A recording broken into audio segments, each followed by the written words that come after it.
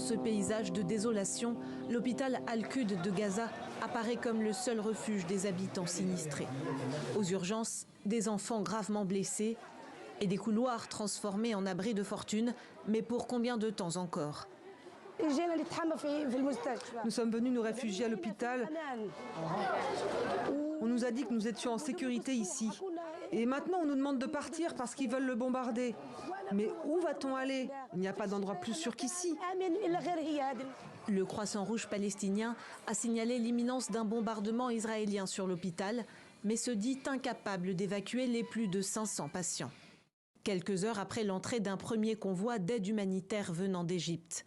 Territoire pauvre et exigu de 362 km², Gaza est depuis le 9 octobre en état de siège complet par Israël qui y a coupé l'eau, l'électricité et l'approvisionnement en nourriture.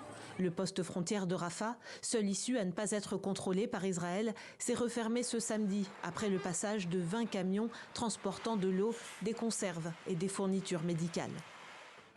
Est-ce logique que seulement 20 camions soient distribués pour plus de 2 millions d'habitants? C'est une goutte d'eau. Ils veulent montrer au monde qu'ils envoient de l'aide, mais que contiennent ces camions? Du carburant? Des compléments alimentaires ou quoi? 20 camions, ce n'est rien, ce n'est pas suffisant. J'appelle tous les pays arabes et tous les pays qui ont une conscience à envoyer de l'aide aux Gazaouis. Si vous n'envoyez pas d'aide, ils nous anéantiront, mais on ne se rendra jamais. Selon l'ONU, il faudrait au moins 100 camions par jour pour répondre aux besoins des 2,4 millions d'habitants présents sur le territoire. En 2 semaines, 1 million de civils ont fui les bombardements du nord pour se masser dans le sud, à la frontière égyptienne. Le président américain Joe Biden a exhorté toutes les parties prenantes au conflit à continuer de laisser rentrer l'aide humanitaire.